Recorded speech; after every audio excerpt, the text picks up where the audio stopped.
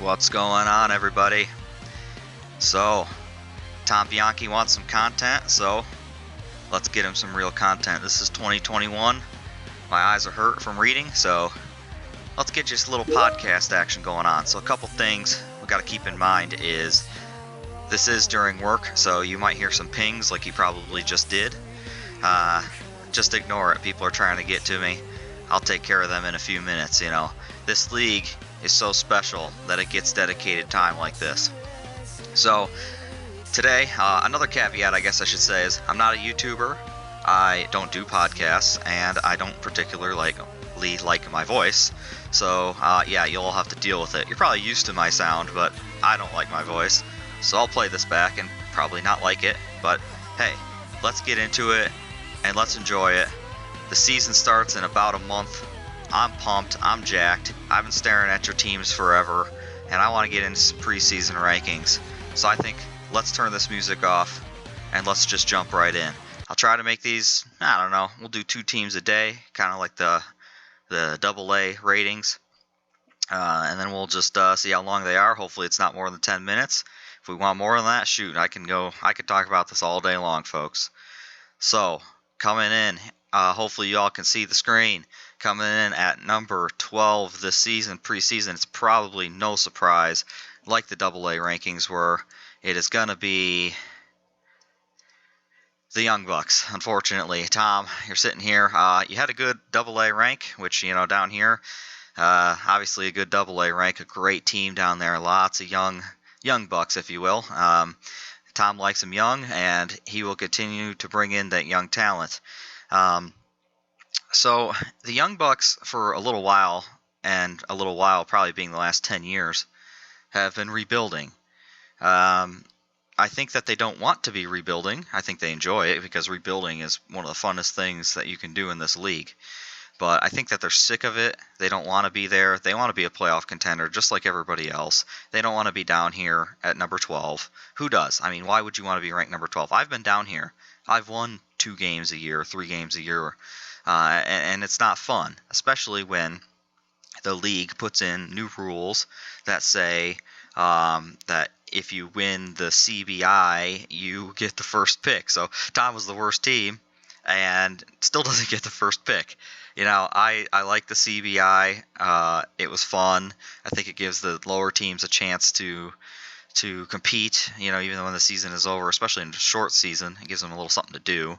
But we have the Hockey League now to tell us what to do during the times when we have nothing else to do. So CBI will be up for debate, and I know Tom hates it. Obviously, he was directly impacted by it. But so let's jump into his actual team here. Available cap-wise, if you look kind of around him, we're seeing this trend in the doc where caveat too is I'm using my own sheet. I know Wiest has produced his own, which is the official one. This is kind of the unofficial one that I've been kind of doing on the side. Everybody's cap is generally in this 60 range. We have a few outliers here, and so Tom's cap comes in really right at that slightly above average range, which is good because he also has a fair amount of slots filled. The problem that Tom has is that the slots that he has filled could be with guys who don't end up playing. The scary thing is the latest I heard on Chris Sale was that he had another setback. Last time we saw the guy, he was 6'2" and weighed 130 pounds. He obviously had COVID. He obviously lost like 30 pounds. The trade to get Sale, I think, was great. It was brilliant. I'm not going to win now. Let me try to win with this dude next year. Obviously, he did the same thing with Severino, trying to cash in on kind of these I'm not going to win now, but maybe later kind of guys. I haven't heard much on Severino, but they both kind of come into this like mystery land. I don't expect anything from Chris Sale. Nothing. He might pitch midseason. Maybe Tom can trade him midseason if he comes back, but I think it's more likely than not that he's probably not going to pitch at all this year, or maybe late in the postseason kind of time. But the Red Sox don't need him because I think they're going to be bad. So we'll see how that pans out. A big surprise from this team, though, is Dylan Bundy. What the heck? It's funny, too, because the Angels suck. and they bring in Dylan Bundy, who really wasn't that good at the time, and he dominates. He does really well last year, and yet the Angels still suck. I don't quite understand it. They have a good team. They just can't win, and I don't get it. It's kind of like the Edmonton Oilers. It is hockey season. They have a really good team, but they suck, and I don't understand it. Tom's best player is obviously Tim Anderson. I'm ignoring Double-A here because his best player is probably going to come from down here, but not right now. Tim Anderson's got a good deal, good contract. He's not going into ARB yet, so I am curious if Tom would trade Tim Anderson at some point this year just to try to restock a little bit, get a little more out of other positions other than just kind of having a lot of his talent up at one. I don't know if Tim Anderson's stock's going any higher right now than it is, so we'll have to see what he does with that. Buxton, Peterson, interesting calls. Peterson obviously isn't playing with the Dodgers this year. $4 for a kind of a platoon guy it's not ideal, but he might not platoon this year. It is possible. But it's kind of a bit of an unknown, and I don't know if $4 is – I don't think that contract's going to get picked up. But that's just my opinion. I really don't care what you do. It might be a good deal. I don't know. Buxton's another interesting one. I don't see him getting a lot in ARB from any team in particular, so my guess is Buxton will probably be cheap and probably will get kept this year, but we'll have to see what happens. So that's Tom coming in at 12. He's got a lot of guys in Double-A that I think are probably a year out still, and I don't think Tom is really wanting to push his guys too hard, knowing that the chances this year probably aren't great. Is Tom going to pull this guy up? Is Tom going to pull these two guys up? Looks like maybe he already had last year, but he doesn't need to. Maybe he gets a little more information on the health of these guys, and maybe he does make a run. But we'll have to see. Coming in at 11, this one was actually tough because in my heart, I don't think this team is actually 11th, which sounds odd because I, ranked them 11th. But I feel like this team could so easily make a push and could be 5-6 teams higher after the draft. So I'm going to do post-draft rankings as well. And I feel like after the draft, this team is going to jump into my 7, 8, maybe 6, 7, 8 range. And I'm talking about Nittany Tide. I talked about the Double-A, obviously, in the write-up. This guy has changed his heart and mind. These dudes are going to come up at some point and fill in some of these gaps, and it's going to be a team we have to reckon with. He's going to have a really good team soon. The reason he's 11th now is because we kind of have this mix-up of just like they're dudes, they're not great at their position. It's nice to have these spots filled to a degree. I thought Hunter Dozier was going to actually break out last year. I don't know his stats offhand, but I don't remember hearing a lot about him, which makes me think he probably did not break out. I still think it's possible, but this grouping right here, I wanted Ahmed Rosario for a long time from Weast, as he could probably attest, but I never did get him. And it looks like, he moved to Cleveland, which is good. So he should get some, a lot of ABs like he would have with the Mets. But it just doesn't seem like he's going to ever really get into that top 15 shortstops. If he played second, maybe he could get in that top 12. But you don't really want the 12th best player at that position. I mean, you could fill in a spot here or there with a 12th best position guy or a bench kind of guy, but Rosario always seemed like he's that 12th to 15th best guy, and shortstop's deep now, so it might even be less than that. What I really love about John's team, though, is his middle infield right here. Great contracts. Biggio last year, I think we were all looking at him, and I think we were all like, hey, I'm going to sit here and wait, and I'm going to try to snag this guy out for $1 or $2 and kind of give him a few years. John said, no, I'm paying the man, and he's going to play well, and he does. He plays well. He's moving to third base, which normally having dual eligibility is a good thing.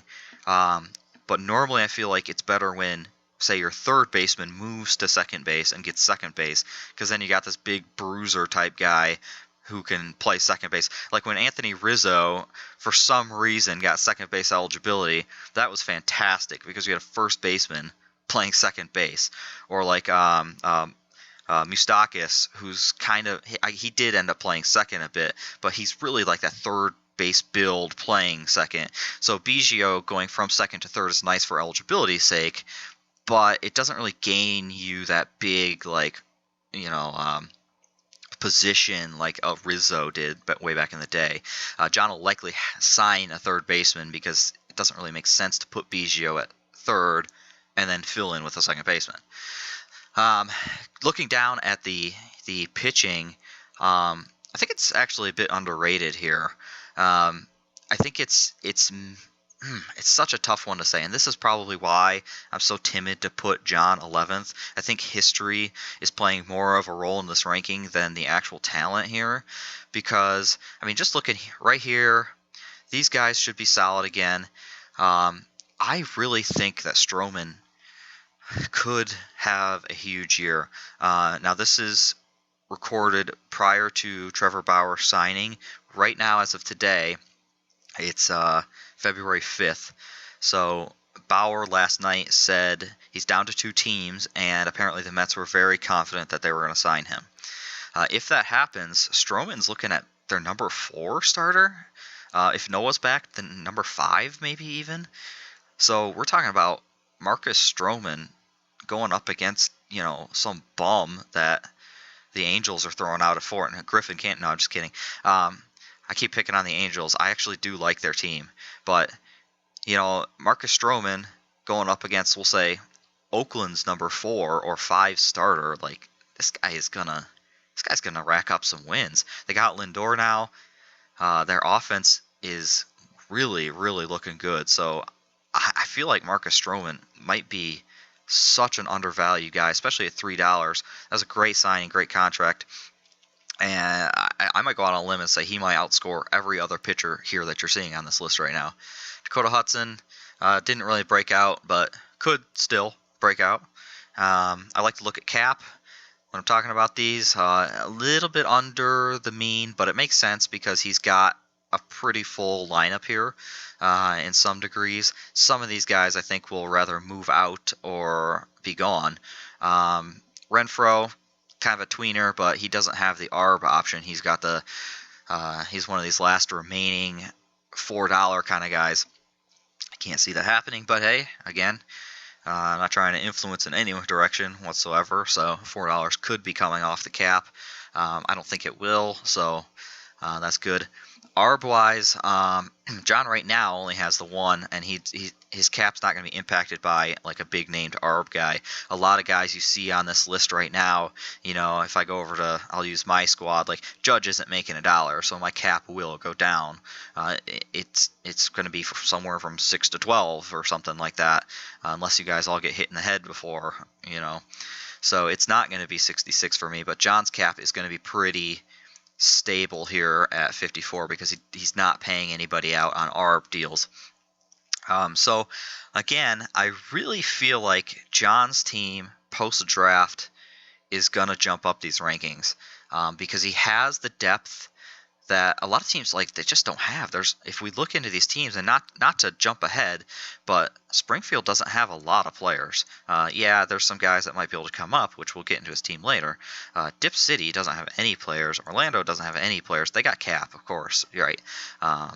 But John is one of these sharks. He gets in and he gets these deals, and we allow that to happen. And I know I talked about it in AA. We're allowing him to do that down here now. What are we doing? I think John's going to take off. I think he's going to be 6 or 7 with a good auction. And as we saw last year, I believe my preseason ranking for myself was 10th, and then post-draft was 8th. So I had moved myself up only 2, and it took a crazy COVID, crazy world.